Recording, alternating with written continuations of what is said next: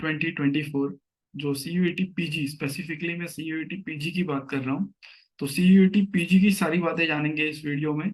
Video को and तक देखिए, क्योंकि एंड में मैं कुछ टिप्स देने वाला हूँ जो कि CUET पीजी देने वाले स्टूडेंट्स के लिए है स्पेशली।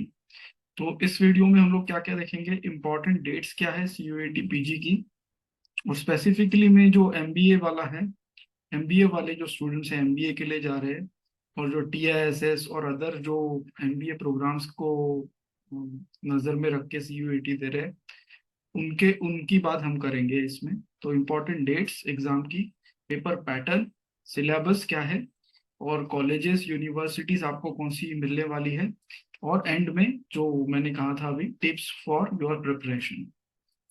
ठीक है, तो पहले हम लोग कुछ डेट्स देख लेते हैं जो अभी जो नोटिफिकेशन आया था उसमें। पहले तो CUET पीजी कौन दे सकता है, ये भी एक इम्पोर्टेंट सवाल होगा आपके लिए।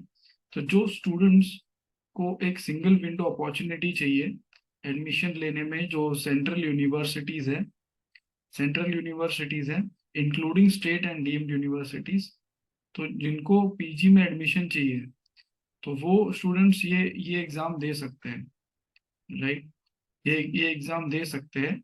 और इसकी डेट्स जो अभी रिसेंटली पब्लिश हुई है उसमें क्या है, एप्लीकेशन चालू है और सिर्फ 2 दिन बचे हैं, ब्रदर्स एंड सिस्टर्स, सिर्फ 2 दिन बचे हुए हैं। तो जो भी आप अगर कोई देना चाह रहा है और ये वीडियो देख लिया और अभी तक नहीं किया है, तो अभी जाके लॉग इन करो, ये नीचे जो 2 लिंक दी है, इसे भी अगर हो सकता है तो मैं डिस्क्रिप्शन में डाल दूंगा, और आप उसमें लॉग इन करके यू कैन रजिस्टर। और उसके बाद क्या है कि last day of successful transaction of fees through credit card, debit card. तो फीस आपको भरनी है 25 तारीख तक, 25 जनवरी तक, 11:50 PM। फिर उसके बाद करेक्शन के लिए 2 दिन दिए हैं, और मतलब कुछ गलत हो गया आपका, बड़ा लंबा सा फॉर्म है, और CUET की काफी सारे एग्जाम्स हैं, उसमें हो सकता है कि आप कुछ कुछ मिस आउट कर दो, तो इसीलिए करेक्शन के लिए टाइम दिया है। Advance city information of exam की सिटीज जो पहले हुआ करती थी वो रिड्यूस हो गई है, नंबर ऑफ सिटीज रिड्यूस हो गई है, पहले ज्यादा हुआ करती थी सिटी, अभी तो रिड्यूस कर दी है थोड़ी। और एडमिट कार्ड कब आने वाला है, 7 मार्च को। डेट ऑफ एग्जामिनेशन आपको दी हुई है 11 से 28 मार्च तक चलेगी। तो आपको एक टाइम टेबल सा आएगा इनकी वेबसाइट पे, तो उसमें आपका पेपर कब है वो आपको देख के जाना है बेसिकली, आपका पेपर कब है और कौन सी शिफ्ट में है। इस बार जो एग्जाम है वो 3 शिफ्ट में होने वाला है, पहले 2 शिफ्ट में होता था, इस बार 3 शिफ्ट में कर रहे हैं ये लोग एग्जाम। और चेंजेस क्या किए हैं, हाँ यहाँ पे देखो 3 शिफ्ट में लिखा है ना, और चेंजेस क्या किया है, 1 आवर और 45 मिनट्स का किया है। पहले 2 घंटे का होता था पूरा पेपर, अभी कितना है, 1 आवर और 45 मिनट्स, यानी 105 मिनट्स। और नंबर ऑफ क्वेश्चंस भी रिड्यूस हुए हैं, 75 क्वेश्चन आने वाले हैं, पहले कितने आते थे, 100। पहले 100 क्वेश्चन आते थे, अभी 75 क्वेश्चन आने वाले हैं।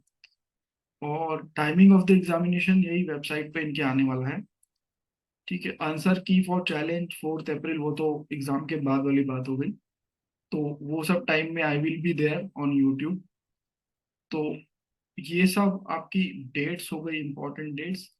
अभी इसके आगे जो COQP 12, ये पेपर कोड है, जब भी आप फॉर्म भरोगे तो कौन सा पेपर देना है, COQP 12। जो भी स्टूडेंट्स TISS जाना चाह रहे हैं, उनके MBA प्रोग्राम्स के लिए स्पेसिफिकली, तो उनके लिए COQP 12 पेपर रहेगा। और उसकी एलिजिबिलिटी क्या है, जो TISS वालों ने NTA के साइट पे मेंशन की है कि you should have completed masters, और जो जो यूजी वाले जो जा रहे हैं, यू शुड जो पीजी वाले, सॉरी, जो पीजी वाले जो स्टूडेंट्स दे रहे हैं, उनके लिए मास्टर्स या बैचलर्स डिग्री कंप्लीट होनी चाहिए, minimum 15 years of formal education, और यूजी से रिकॉग्नाइज्ड यूनिवर्सिटी से होना चाहिए। ठीक। और फाइनल ईयर डिग्री स्टूडेंट्स भी इसमें जा सकते हैं। फाइनल ईयर डिग्री स्टूडेंट्स कौन से, जिनके जो प्रीवियस ईयर्स के जो एग्जाम्स थे, सेमिस्टर्स, वो सारे क्लियर है, दो स्टूडेंट्स जो थर्ड ईयर में है अभी, वो अप्लाई कर सकते हैं, COQP 12 वो लोग दे सकते हैं। ठीक है। अब जब एडमिशन होगा TISS में या अदर कॉलेजेस में, तो जो आपका पूरा जो मार्कशीट्स वगैरह है वो सारा लेके जाना पड़ेगा, और अलग से उनका एप्लीकेशन वहाँ पे करना पड़ेगा। तो that is a different thing, we can have a different separate video on that. तो अभी के लिए ये थोड़ा एलिजिबिलिटी आप जानो, मीन्स आपने अगर मास्टर्स कर लिया है कंप्लीट, या फाइनल ईयर स्टूडेंट्स हो with all your semesters completed, you can apply. Age वगैरह का कुछ दिया नहीं है क्राइटेरिया। ठीक है। तो इसमें यही है, TISS का कौन सा कोर्सेस है सर। CUET मैं दे तो दूँ, पर कोर्सेस कौन सा है। तो कोर्सेस कौन सा है, सबसे पहला जो इनका है, master of arts in human resource management and labour relations, ये सबसे पहला कोर्स है, राइट। और दूसरा है लेबर स्टडीज एंड प्रैक्टिस, इसमें आप जा सकते हो। तीसरा है master of arts in social entrepreneurship. और चौथा है master of science in analytics, and this is a self financed programme. ठीक है। तो ये सारे प्रोग्राम्स हैं, और इसके अलावा भी आप जो वेबसाइट है NTA का, उसमें जाके आप देख सकते हो। COQP 11 भी एक पेपर है जिसमें TISS के अलग जो मतलब जो सोशल क्या कहते हैं, सोशियोलॉजी वाले जो कोर्सेस होते हैं, सोशल वर्क वाले जो कोर्सेस होते हैं, और कई सारे अलग कोर्सेस में COQP 11 पेपर से भी आपको मिल सकते हैं। और 12 का भी यू कैन चेक। तो ये कुछ कोर्सेस है जिसके लिए majority of the students will they will I these courses, these programs। ठीक है। और इसमें अभी पेपर पैटर्न थोड़ा देख लेते हैं। ये सब पेपर कैसा आएगा, 75 क्वेश्चंस रहेंगे MCQ टाइप। टाइम जैसे मैंने बोला 105 मिनट से अभी, तो ये कम किया है उन्होंने, पहले 100 था और ये 120 था, अब ये 75 है, 105। ठीक है। और उसके बाद करेक्ट अगर आ रहा है तो 4+ हो जाएंगे, रॉन्ग अगर करके आ रहे हो तो -1 होगा। सेक्शंस क्या क्या है, सेक्शंस है लैंग्वेज में, आप हिंदी ले सकते हो या इंग्लिश ले सकते हो, दोनों में से कोई भी एक लैंग्वेज लेके ले सकते हो। पहला जो सेक्शन आएगा, दूसरा सेक्शन होगा मैथ्स क्वांटिटेटिव एबिलिटी, और इसका जो सिलेबस दिया है उसमें सारा का सारा अरिथमेटिक दिया है उन्होंने, पूरा अरिथमेटिक ही है। Algebra, geometry, number systems, modern maths, कुछ ऐसा उसमें मेंशन नहीं किया है। सिर्फ मैंने देखा सारे अरिथमेटिक के ही चैप्टर्स है। फिर लॉजिकल रीजनिंग आपका आएगा, और डेटा इंटरप्रिटेशन। तो ये जो सारा जो लॉजिकल रीजनिंग डेटा इंटरप्रिटेशन आएगा, कैट जैट के लेवल का नहीं आएगा, ठीक ठाक मतलब इजी, आप कह सकते हैं इजी से मीडियम, ऐसा ऐसा सा आएगा कुछ। इवन जो मैथ्स और QA है वो भी इजी से मीडियम लेवल का आएगा। टाइम आपको थोड़ा बहुत, इसमें टाइम देख लो, 105 क्वेश्चन, 105 मिनट्स और 75 क्वेश्चन। बट इसमें जो ग्रामर वगैरह आता है इंग्लिश में ग्रामर भी आता है, सेंटेंस करेक्शंस, पैराजुम्बल्स, वो सारा कुछ आता है, तो कहीं कहीं आपका टाइम बच जाता है ये वाले सेक्शन में। और जहाँ पे लॉजिकल रीजनिंग डेटा इंटरप्रिटेशन है उसमें भी जो कुछ ऐसे क्वेश्चंस आते हैं ब्लड रिलेशन वाले, और जो आपका एब्स्ट्रैक्ट रीजनिंग वाले क्वेश्चन आते हैं फिगर्स वाले, तो उसमें कहीं कहीं आपका टाइम बच जाता है, आधे आधे मिनट में भी अ, आप वो क्वेश्चंस निपटा देते हो। डेटा इंटरप्रिटेशन बहुत ज़्यादा मुश्किल नहीं आता है। ग्राफ्स, जो ग्राफ्स है, पाई चार्ट्स है, जो बाकी जो डायग्राम्स है, उनके ऊपर क्वेश्चंस होते हैं बेसिकली। परसेंटेज आपका क्लियर होना चाहिए, परसेंटेज। और दूसरा क्या क्लियर होना चाहिए आपका, कि आप ग्राफ को या पाई चार्ट को कैसे रीड करते हो। रेशो वाला फंडा क्लियर होना चाहिए इसमें। तो बेसिक अरिथमेटिक तो क्लियर होना ही चाहिए, क्योंकि वो डेटा इंटरप्रिटेशन में भी कहीं ना कहीं यूज होने वाला है। उसके बाद सिलेबस देख लेते हैं।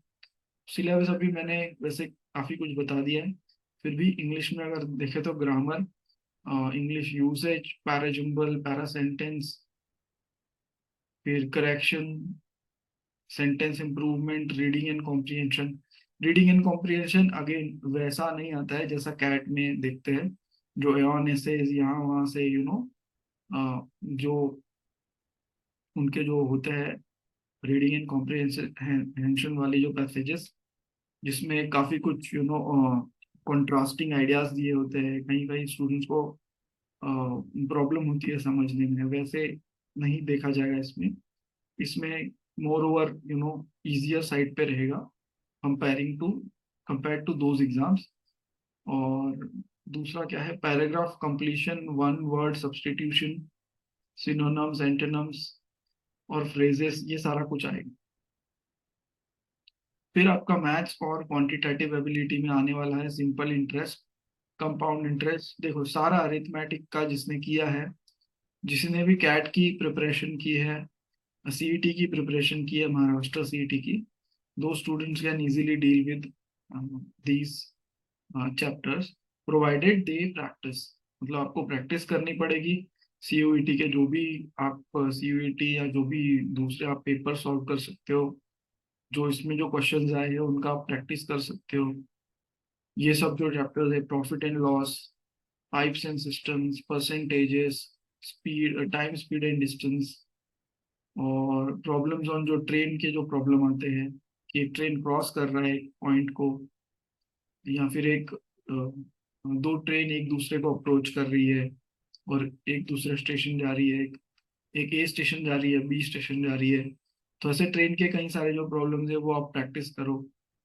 फिर जो वर्क एंड वेजेस, जो wages, work, time and work वाले जो क्वेश्चंस है वो प्रैक्टिस करो। चिल्ड्रन वुमेन और मैन वाले, एफिशिएंसी और टाइम जिसमें दिया होता है, वैसे क्वेश्चंस आप प्रैक्टिस करो। रेस वाले क्वेश्चंस होते हैं, लीनियर रेस, सर्कुलर रेस मैंने इसमें नहीं देखा। लीनियर रेस वाले जितने क्वेश्चंस होते हैं वो आप प्रैक्टिस करो। तो वो सब इसमें आ सकता है।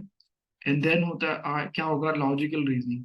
तो इसमें रैंकिंग टेस्ट, अरेंजमेंट जो सिटिंग अरेंजमेंट्स वाले क्वेश्चन होते हैं, अरेंजमेंट्स करना है, रैंकिंग करनी है, सीक्वेंसिंग, आर्ग्यूमेंट्स स्टेटमेंट दो बार हो गया, assumptions and statements, conclusion, number series, blood relations.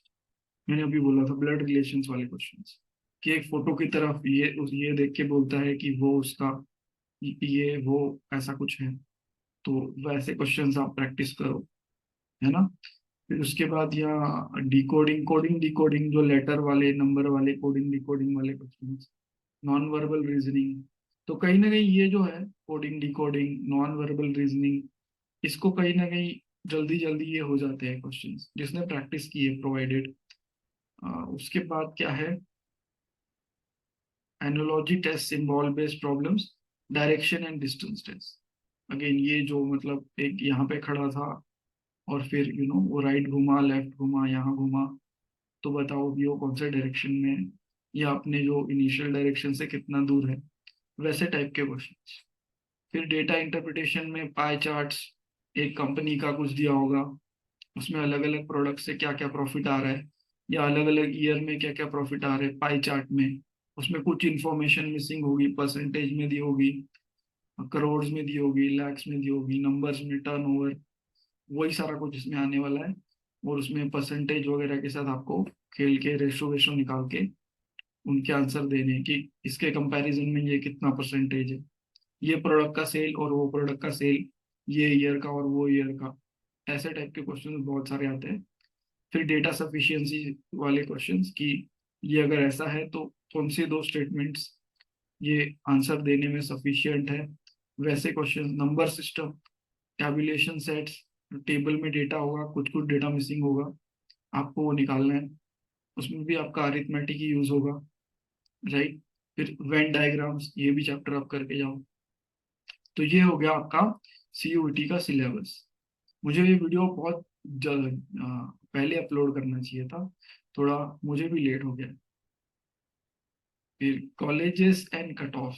तो कॉलेज आपको कौन से हैं, पहले जो टीआईएसएस, सब लोग अभी जब से टेस्ट नेट जब से कैंसिल हुआ है, और टेस्ट नेट जब से सीयूईटी के अंडर दे आर सेइंग कि they will accept CUET scores, तो सारे ही बच्चे सीयूईटी पे के पोर्टल पे टीआईएसएस के लिए, मुझे तो यकीन है, ये मुझे क्या, हर किसी को यकीन है कि टीआईएसएस के लिए ज्यादा लोग सीयूईटी दे रहे हैं इस बार। जिनका कैट खराब हुआ है या जिनका दूसरे जो एग्जाम्स होते हैं जैट वगैरह वो खराब हुए, तो वो जाहिर सी बात है कि वो लोग TISS जो ये CUET देंगे TISS के लिए। फिर दूसरा है आपका DAV। ये भी अच्छा कॉलेज है, अच्छी यूनिवर्सिटी है, कॉलेज है कह सकते हैं। एमिटी यूनिवर्सिटी है, राइट। अभी इसमें कुछ यूनिवर्सिटी है जो टोटली पूरी प्राइवेट यूनिवर्सिटी, ठीक है, बट उनका ठीक ठाक है प्लेसमेंट। अभी ये सब हम लोग Tier 2 और Tier 3 वाले जो कॉलेजेस यूनिवर्सिटीज है उनकी बात आ जाएगी इसमें CUET। ठीक है, TISS छोड़ के जो है उसमें कई सारे, बहुत सारे ऐसे कॉलेजेस हैं जो Tier 2 Tier 3 है। बट अगर आप करना चाहते हो MBA तो these are like AICTE approved, क्या कहते हैं, central state universities, deemed universities, private universities.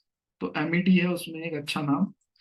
और बाबा साहेब भीमराव अंबेडकर यूनिवर्सिटी है, IILM है गुरुग्राम का, और Indian institute of tourism and travel management. तो अभी कोई जो स्पेसिफिक जो स्टूडेंट्स को टूरिज्म ट्रैवल मैनेजमेंट में जाना है उनके लिए है। फिर ITM स्किल्स यूनिवर्सिटी, ये नवी मुंबई में है, राइट। और इसमें ये जो लास्ट मैंने जो ये आया है 180 और 222, ये क्या है कि इसमें अच्छा स्कोर क्या कहेंगे। तो अच्छा स्कोर 200 के ऊपर अगर आता है आपको तो इट इज गुड स्कोर।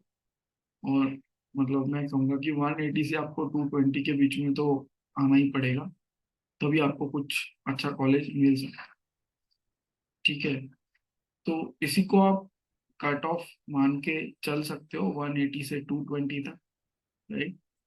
और टिप्स फॉर प्रिपरेशन, अभी कैसे प्रिपेयर करना है और आप कैसे प्रिपेयर कर रहे हो ये मुझे आप भी कमेंट में बताओ। मैं आपको कुछ मेरी तरफ से आप टिप्स दूंगा। तो students who have already prepared for NMAT CAT XAT SNAP, जो पहले एग्जाम्स दिए दे के आए हैं ये सब, तो उन्होंने तो अरिथमेटिक तो सारा कर लिया होगा मेरे ख्याल से, LR भी सारा कर लिया होगा, इंग्लिश भी किया होगा। मे भी ग्रामर वहां पे नहीं है कहीं कहीं, कैट में ग्रामर नहीं आता है, तो कैट ग्रामर उनको अलग से करना पड़ेगा। लाइक थोड़ा एक दो वीक या फिर 3 4 दिन ग्रामर को दे दो, पैरा कंप्लीशन, सेंटेंस करेक्शन, ये सारी चीजों को आप थोड़ा टाइम देना पड़ेगा। और बाकी तो फिर they can just solve CUET का प्रीवियस ईयर वाला क्वेश्चन पेपर। आप प्रीवियस ईयर का क्वेश्चन पेपर सॉल्व करते रहो, उसमें देखो क्या क्या गलती हो रही है, उसको सुधारो फिर से, है ना, उसको सुधारो फिर से कि कहाँ कहाँ गलती आपकी हो रही है, कैसे टाइप के सम आपके गलत हो रहे हैं, कैसे टाइप के आपके सही जा रहे हैं। इसका थोड़ा एक शीट बनाओ कुछ, और उस पर थोड़ा काम करो अपने तरीके से। तो I am sure that will help. And then there are new students कि जिन्होंने पहले नहीं दिया है भाई कोई एग्जाम, कोई कैट वैट वगैरह एनमेट नहीं दिया है, जो एकदम फ्रेश से कर रहे हैं, तो उनके लिए ये है कि आप NCERT की बुक्स उठाओ, जो स्कूल वाली होती है 8 9 10 की, वो आप बुक्स उठाओ, मॉक टेस्ट दो। और मॉक टेस्ट एक दो नहीं, मेरे ख्याल से हफ्ते में एक दो दो मॉक टेस्ट आप दे के देखो, उसको एनालाइज करो, ये बहुत ज्यादा इंपॉर्टेंट है। ऐसा नहीं मॉक टेस्ट दे रहे हो नाराज हो रहे हो कम कम स्कोर आने के बाद, तो ऐसा नहीं करना है। मॉक टेस्ट जब भी आप दोगे तो उसको एनालाइज करने में भी उतना ही है, कहीं उससे ज्यादा भी आप टाइम लगाते हो तो दैट इज गुड इनफ। उसको एनालाइज करो, देखो कौन से क्वेश्चंस आपके स्ट्रॉन्ग बन रहे हैं, कौन से क्वेश्चंस है जिसमें आपको इम्प्रूवमेंट का रूम था। लाइक जस्ट आप you are on the edge, और एक चीज आप अगर उसमें ऐड कर दो तो नेक्स्ट मॉक टेस्ट में आप अच्छा कर सकते हो। तो ऐसे क्वेश्चंस को आइडेंटिफाई करो, उस पर काम करो, and then give another mock test. तो ये आप मेथोडोलॉजी रखो ये कॉम्पिटिटिव एग्जाम्स के लिए, and this is going to help you. और जैसे मैंने कहा सॉल्व प्रीवियस ईयर के जो क्वेश्चन पेपर है, मॉक टेस्ट के अलावा प्रीवियस ईयर के क्वेश्चन पेपर्स है वो आप दो। अभी मॉक टेस्ट NTA वालों ने अपने जो पोर्टल है उसमें भी एक लिंक दिया हुआ है, तो उसमें आप CMAT के और CUET के भी मॉक टेस्ट वो लोग ऐड करेंगे PG के, तो वो मॉक टेस्ट आप दे सकते हो फ्री में। अदरवाइज आप जो ऑनलाइन या फिर जो बुक्स मिलती है वो परचेज करके you can give mock test and you can analyse by yourself. But जिसमें सॉल्यूशंस होते हैं वही खरीदो। और PYQs की भी बुक होती है, तो वो PYQs प्रीवियस ईयर क्वेश्चन वाली सॉल्व जिसमें होता है वो आप खरीद लो, उससे आप प्रैक्टिस करो। ठीक है, अभी कितनी प्रैक्टिस करनी चाहिए, तो ये तो इंडिविजुअल वाला सवाल हो जाता है। कई कई सारे ट्यूटर्स कई सारी चीजें बोलते हैं, बट आपको खुद डिसाइड करना है कि आपको आपका प्रिपरेशन कहाँ है। एक मॉक दो, देखो वेयर यू स्टैंड, और मॉक देके फटाक से नाराज मत हो जाओ कि यार ये नहीं हो रहा है, मेरे बहुत कम आ रहे हैं। ऐसा वाला आप मत करो अप्रोच, क्योंकि this is not an exam, this is like a race. You you complete race in certain time, and then you go on bettering your time, improving, right? तो इम्प्रूवमेंट, कंटिन्यूस इम्प्रूवमेंट जो करते हैं athletes, वैसे ही तरीके का approach कुछ competitive exams का है कि you try and you just rectify your mistakes, you strengthen your weak areas, you get rid of your weak areas, and then your next performance is improved, right? There is a marginal improvement, and again you keep on working like this, and finally you succeed. तो ऐसा कुछ इसमें आपको mindset रखना चाहिए पहले तो। और डेली रूटीन क्या होनी चाहिए, अभी ग्रामर आप पढ़ो, 3 आपको आरसीज करने हैं, राइट, या फिर इंग्लिश, तो 3 आरसीज डेली करने हैं, एलआर के 2 सेट्स और डीआई के 2 सेट्स, तो टोटल आप 4 सेट्स करो एलआर डीआई के। तो जैसे मॉर्निंग में आपने ये कर लिया ग्रामर, मतलब ग्रामर आरसी या इंग्लिश का कुछ, ये आप मॉर्निंग में करो 2 घंटा, राइट। उसके बाद आफ्टरनून में 2 घंटा ये एलआर और डीआई के 4 सेट कर लो। और जब इवनिंग का टाइम है या नाइट का टाइम है, उसमें 25 क्वेश्चन मैथ्स के करो। तो ये तो आपको रोज करना ही पड़ेगा, क्योंकि एग्जाम्स अभी नियरिंग, एग्जाम्स आर नियरिंग ना। तो you have to prepare, you have to practise every day. तो ऐसा सा कुछ आप एक रूटीन बना के लो। और ये अभी मैंने बोला है पहले ही कि आप रेक्टिफाई करो मिस्टेक, और टाइमर लगा दो एक, जब भी आपका फाइनल वीक्स आएगा कि आपकी प्रिपरेशन हो गई है, आपने मॉक्स दिए हैं, आपने मॉक्स एनालाइज कर लिए हैं, पीवाईक्यू सॉल्व कर लिया है, and you are just on your toes to give exam. तो that is the time you can introduce timer, कि आप टाइमर डाल दो कि जो क्वेश्चन पहले आप कुछ ज्यादा टाइम लेते थे, उसका नेचुरली उसका टाइम कम होने लगेगा जैसे जैसे आप मॉक्स लोगे। तो तभी आप टाइमर इंट्रोड्यूस करो, उनके जो फाइनल वीक्स होंगे तभी टाइमर इंट्रोड्यूस करो। तो इस तरह से आप सीयूईटी पीजी का प्रिपरेशन कर सकते हो।